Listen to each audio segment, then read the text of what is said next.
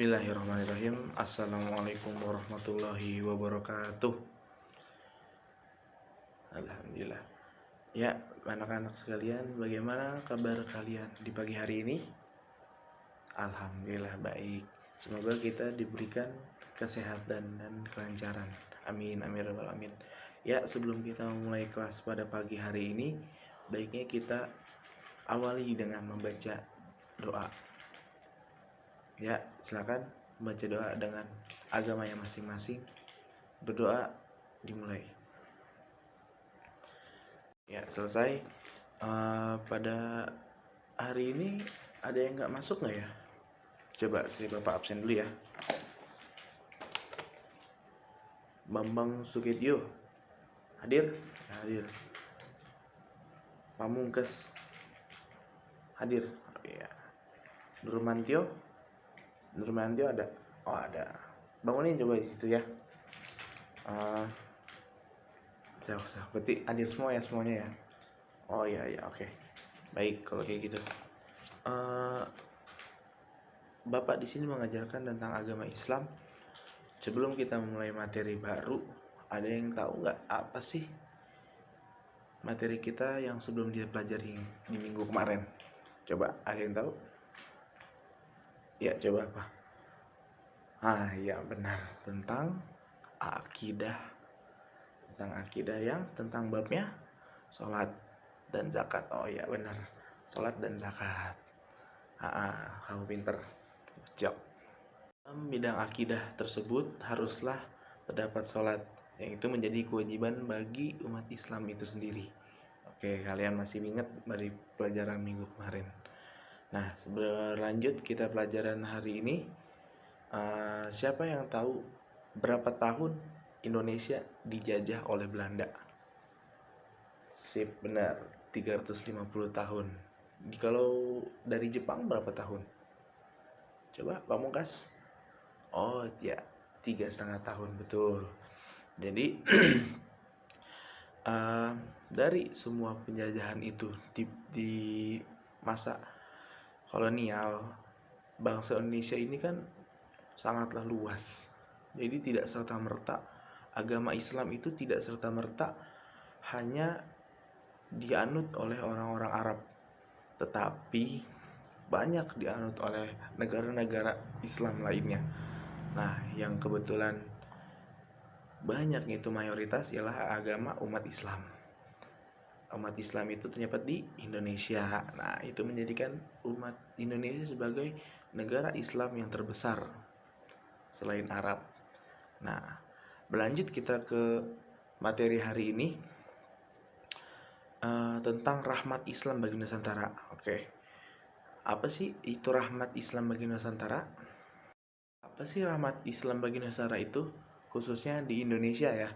Karena kan mayoritas agama di Indonesia ini agama Islam. Betul? Nah, Bapak akan menjelaskan 4 pokok penting apa sih tentang rahmat Islam bagi Nusantara itu. Oke. Yang pertama itu strategi dakwah Islam di Indonesia.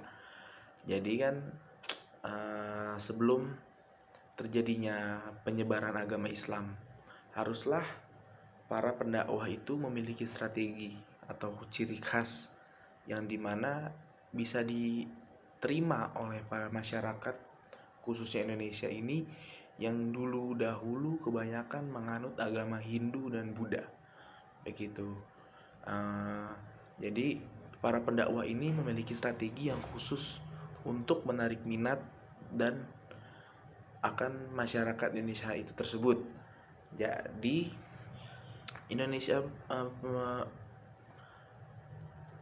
masyarakat Indonesia ini haruslah mengerti atau paham apa sih tentang agama Islam itu sendiri. Oke. Nah, yang kedua itu dalam rahmat Islam bagi Indonesia adalah perkembangan Islam. Nah, jadi ketika semua dakwah telah menyebar, adanya para masyarakat yang mulai menerima, mulai masuk akan ajaran agama tersebut yang diberikan oleh pendakwah. Nah, jadi berkembang pesat di Islam di mana saja dan di mana awal titiknya dakwah tersebut. Oke. Nah, yang ketiga itu deskripsi. Ada yang tahu nggak sejarah masuk Islam itu ada bagaimana dan tahun berapa? Coba.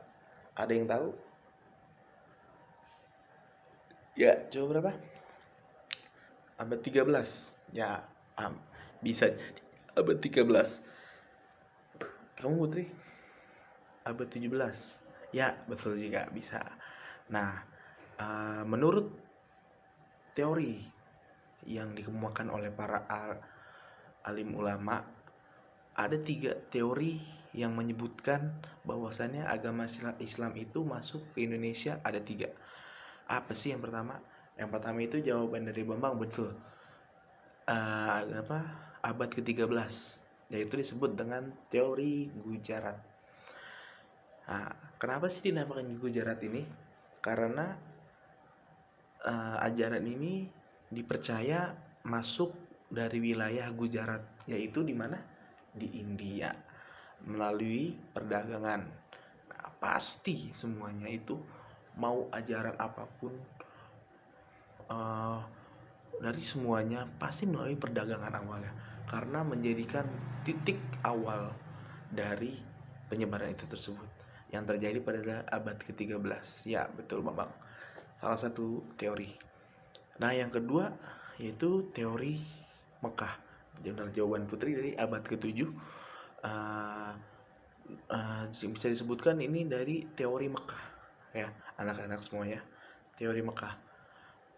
Bukan beranggapan dari orang Arab langsung, enggak kayak gitu. Teori Mekah ini tuh jadi para pedagang dari Arab mungkin bersinggah di Gujarat, India, lalu melanjutkan perkembangan dakwahnya itu ke Indonesia pada abad ke-7. Itu jauh sebelum adanya teori Gujarat itu ya, yang ke abad ke-13. Nah, teori Mekah ini terjadi pada abad ke-7 Masehi. Nah, lalu selanjutnya adalah teori Persia, di mana teori ini mempercayai bahwasannya pedagang-pedagang akan penyebaran agama Islam ini itu masuk pada ke abad 13, sama dengan teori Gujarat, India. Betul? Nah, jadi Bapak tuliskan ya langsung ya. Yang pertama teori Gujarat.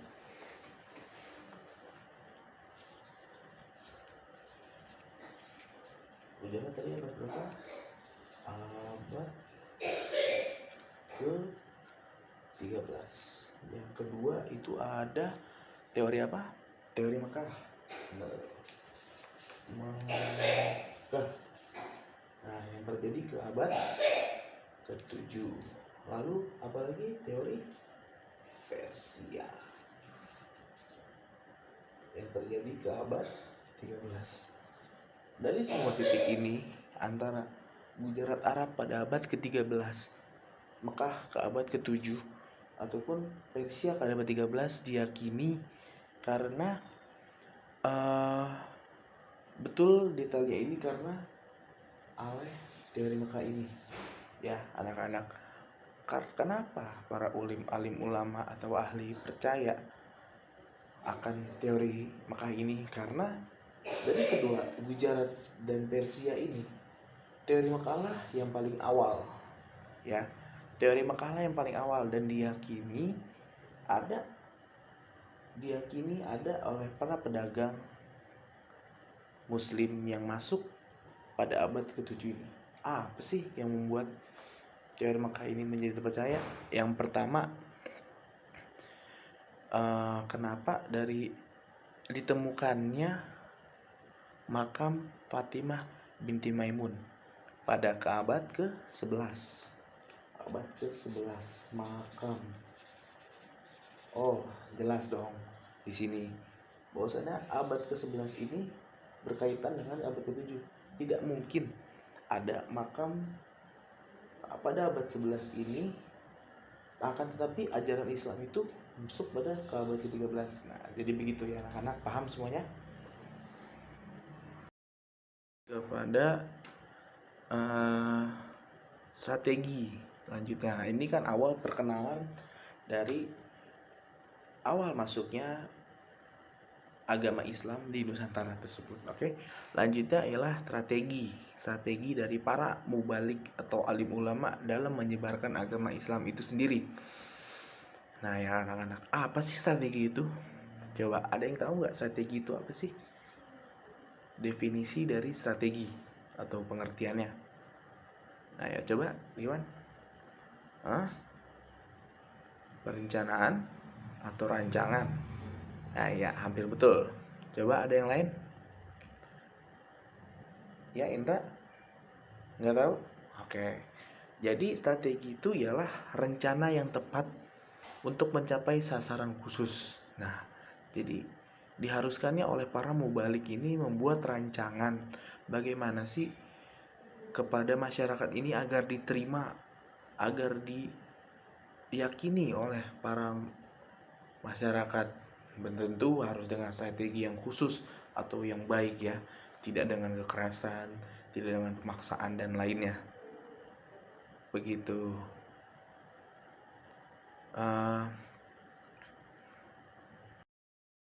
Itu tentang strategi ada berupa alat atau kendaraan yang bisa disebut dengan sarana dakwah. Apa aja sih sarana dakwah yang pertama itu? Nah, yang pertama bagaimana Islam bisa berkembang di Indonesia. Yang paling pertama yang dipercayai oleh alim ulama atau para ahli ialah dengan perdagangan. Kenapa sih selalu dengan perdagangan gitu? Ya, karena pada ke abad 7 sampai ke 16 ini lalu lintas perdagangan ini sangatlah padat, sangat sibuk. Maka dari itu para orang-orang Arab dari Arab itu, para alim ulama dari Arab meyakini cara perkembangan untuk menyebarkan agama Islam yaitu salah satunya dengan berdagang. Begitu ya anak-anak. Nah, selain berdagang ada cara kedua. Nah, apa sih cara kedua itu?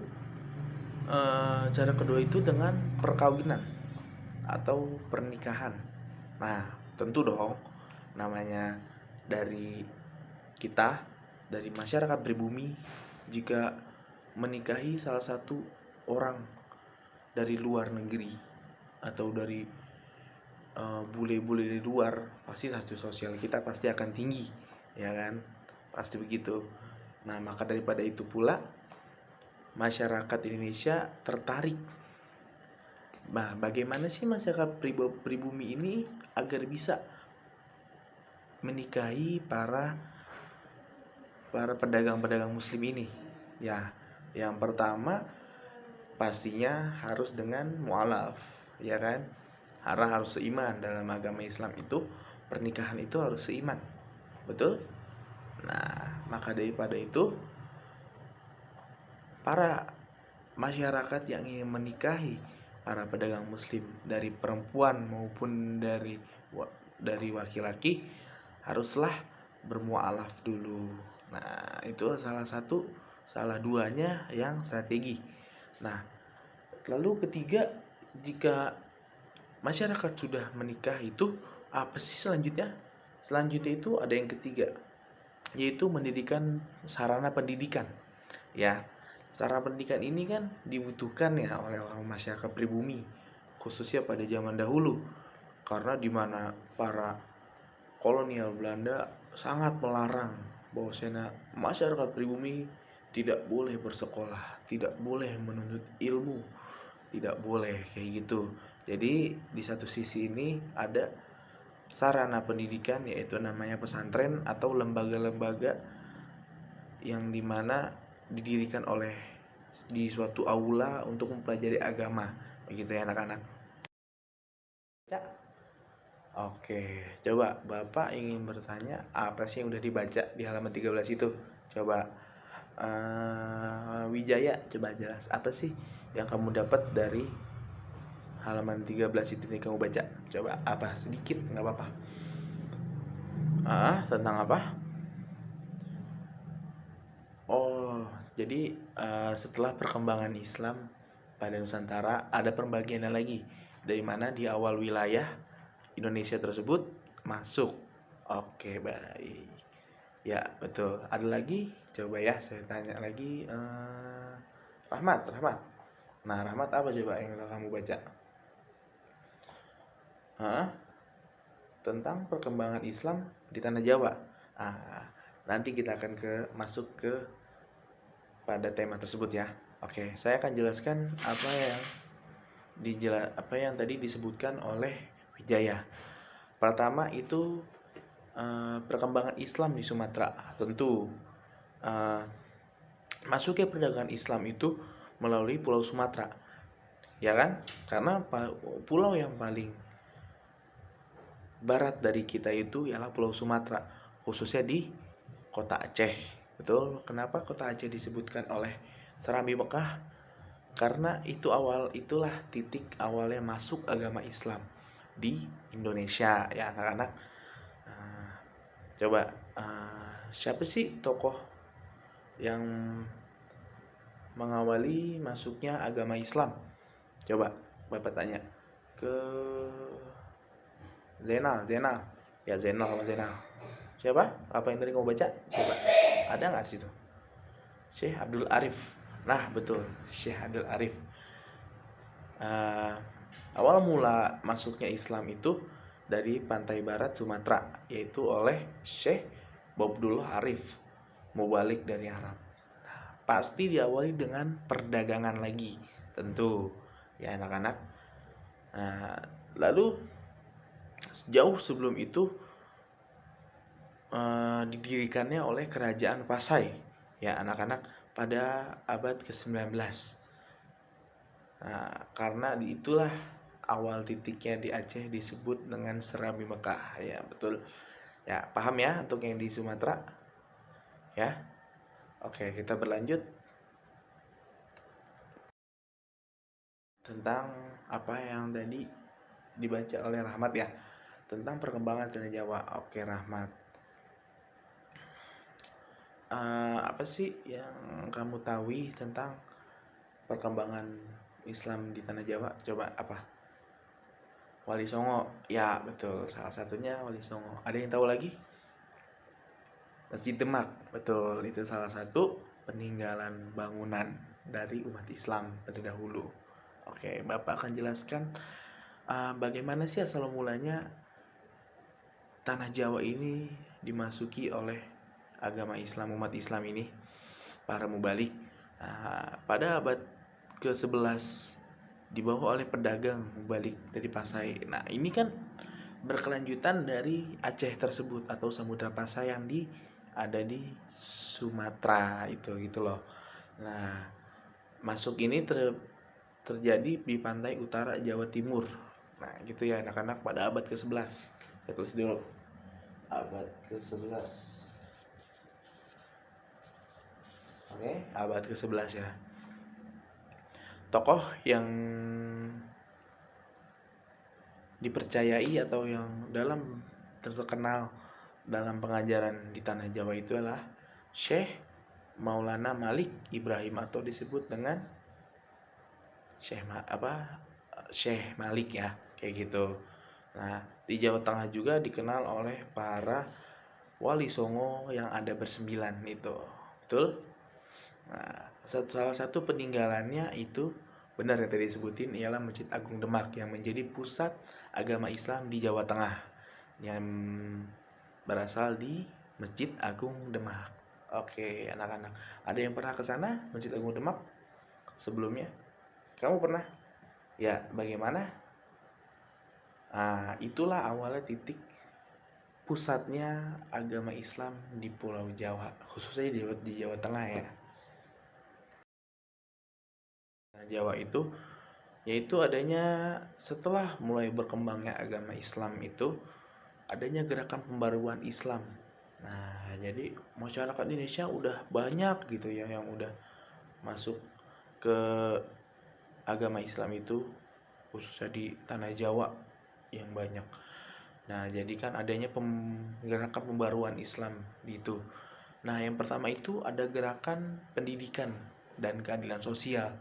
Ya, jadi anak-anak, jadi semua agama, semua umat Islam di tanah Jawa maupun di Nusantara melakukan gerakan pendidikan keadilan sosial, di mana harus mendapatkan pendidikan yang layak.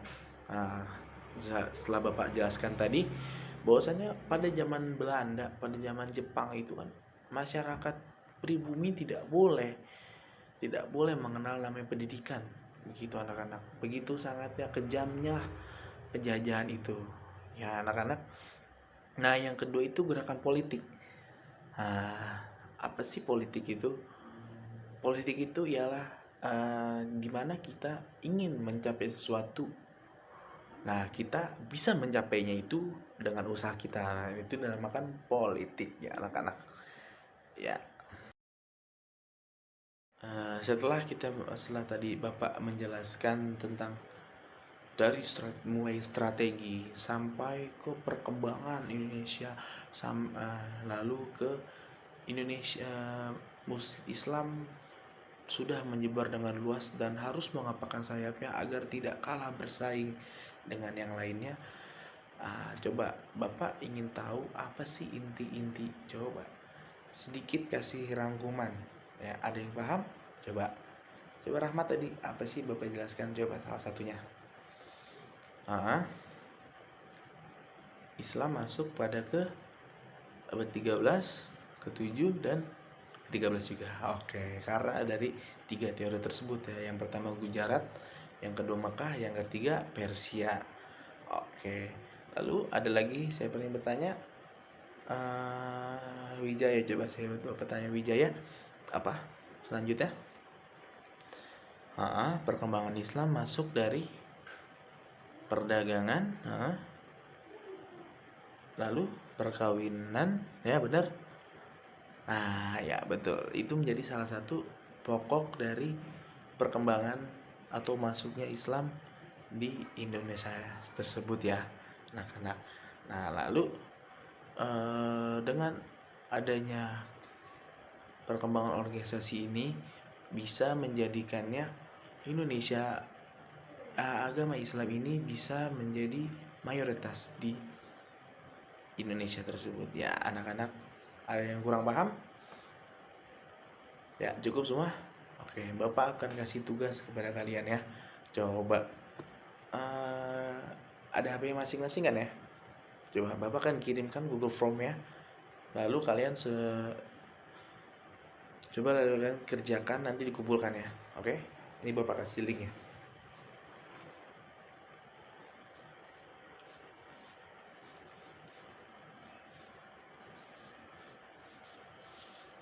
Ya. Nih, coba linknya dikerjakan ya. Ini ada linknya, coba anak-anak. Ya.